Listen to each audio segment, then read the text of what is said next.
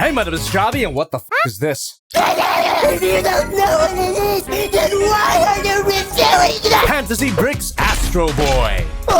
You can get this officially licensed Astro Boy building block set through the link in the description and use my code JobbyAstro for 15% off. And yes, this is a building block set, which Pantasy Bricks themselves refer to as a Lego alternative. Hashtag big talk, seeing as Lego is freaking epic. However, after building this on stream on Jobby 2, my longest stream ever, shoutouts to everyone who actually stuck around for the whole thing. Also get help. I gotta say, Lego, watch your ass. The completed model looks amazing. Great recreation of Astro Boy's iconic design while also displaying his complicated mechanical anatomy. The twisty tubes connecting to his cartoonishly cute heart is a particularly nice touch. And if you can't tell from first glance, this thing was as complex to build as it looks. But complex doesn't mean not fun. I had a blast building this guy. The thick instruction booklet was easy and fun to follow along with, and all the bricks fit together like a dream. But don't let the length of my stream scare you off. That's what I'm here for. If you're focused solely on the building process and not talking to a socially starved chat, you can get this guy finished in less than half the time. Turn on your favorite tune or your favorite degenerate YouTube channel. Wink, wink. And it's a great way to unwind. I have to assume that all this visual noise is canonical. I don't know much about Astro Boy if you didn't know by now, but I do know about the butt gun. I assume these are also guns. And I gotta mention, the metallic finish on these bricks is so good. They're not painted as far as I can tell. The colors seem baked right into the crust. In all my years of building Lego, off camera I usually talk about Transformers here, I've never seen gold and silver bricks look this rich. And while the mechanical side is visually impressive, the skin side is also very well designed. A lot of thought was clearly put into the engineering of the build. Virtually zero studs on this smooth,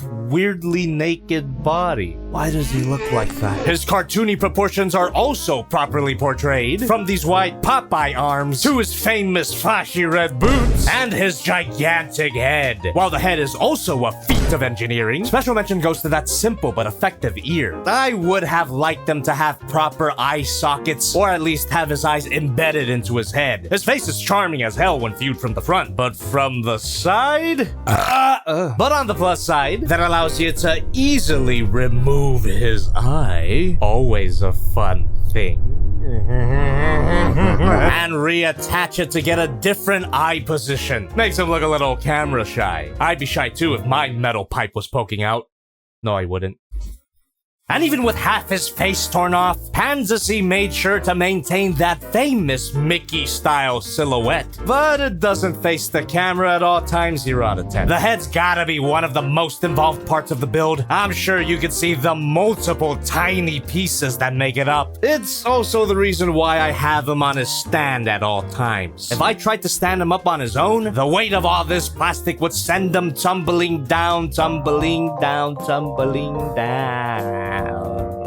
Do you think Osama regrets inventing anime? Speaking of the stand, it also looks great. Pantasy made sure that even the base has little to no studs on the surface. It almost looks like I didn't build the damn thing for an hour. Also features what seems to be different types of fuel. The tubes once again add so much mechanical flavor. It even has a logo that's slightly posable, which I'm sure says Astro Boy in sushi. Tetsuan Adomu! The main arm of the stand, if I can call it that, is made of very familiar pieces, which really brought me back to my childhood while building it. I'm sure my fellow Banco heads can agree. The stand connects only to the mechanical side, and it's on a hinge joint, allowing some range of movement even while plugged in. And the feet are simply connected by tiny studs, super easy to remove, which I don't recommend. Both because he can't really stand on his own, and because this particular version of the set includes a whole ass light kit, which means, in addition to the joy of a normal building block set, you can also experience the satisfaction of miniature wiring. Easier than it sounds. I'm just glad I didn't burn my house down. And I appreciate that you can install the light kit after you've built the main set, so you don't gotta worry about reversing all your hard work. There's a series of hinge joints at the head that allows you to open it up, which is where you feed the wire connecting to his eyeball. The actual light part is that's just the stud. That connects to this board, which is attached with some standard 3M double-sided tape included. Then you gotta remove his breast meat, which was keeping his heart in place. Disassemble the heart, feed the wire through like so, and make sure to plug that wire into this larger board. That's really important, you'll see. Connect those two boards, all wires included, then hook the whole system up to this power cable. You get the option of using battery power, batteries not included, or USB power. The battery compartment even includes this piece, which allows you to tuck it away and plug it into the stand. The light-up version of this set is a tiny bit more expensive than the standard version, but believe me, once you have everything hooked up properly and flip that switch, mamma mia, it is worth it. The lights are so bright and they really bring the entire set to life. Also, this is why it's important to plug the heart wire into the big board. That's what allows for this beating effect. But if you crank that knob, you could give him a heart attack. Similar effect if you flip the switch. There's 3 modes here. But be warned, the wires are super tiny and potentially fragile. My eye light stopped working because I pulled the wire too hard. User error, not the set's fault. This really was the glowing cherry on top of this delicious, complicated cake of a build. And it's the only real point of playability here. While the plastic quality here is indistinguishable from a Lego set, super high quality, hefty, and the bricks hold together very well, I still wouldn't recommend picking this up and actually playing with it, just to be safe. He could most likely handle some play sessions, but I don't want to risk undoing all of my progress. In my opinion, this set works a lot better as a show-stopping display piece instead of a fully posable action figure.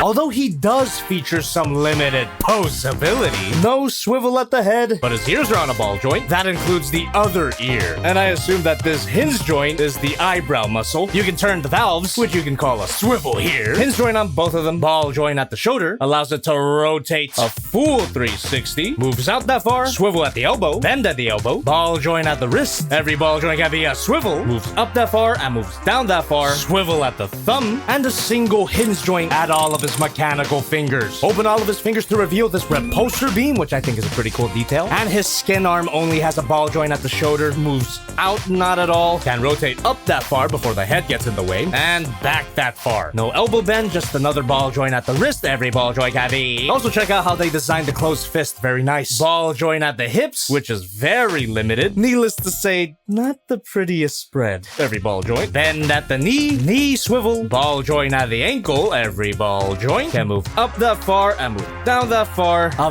very good pivot, which is useless without a proper spread, and hinge joint at the toes. And the skin leg is even more limited than that. Also a ball joint at the hips, but it's functionally just a swivel. No bend at the knee, and a more limited ball joint at the ankle. Posability here is essentially pointless. He looks the best when he's in a neutral standing pose. But I suppose it's better to have more options than less. Size comparison time, he's actually pretty big. Here's Figma Monica Kaname, Haya Toys Godzilla, the Magic Square Light of Peace, the Lego Optimus Prime, and the Lego Bowser. Let me know if you're interested in a full review.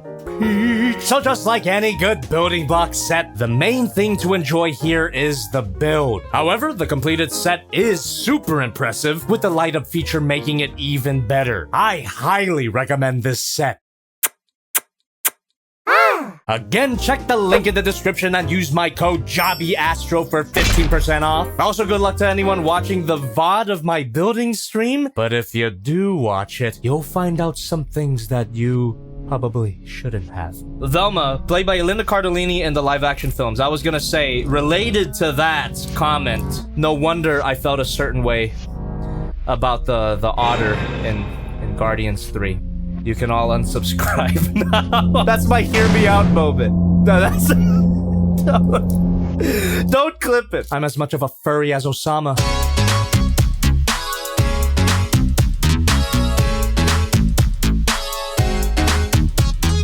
On the next review, the hierarchy of Transformers masterpiece figures is changing.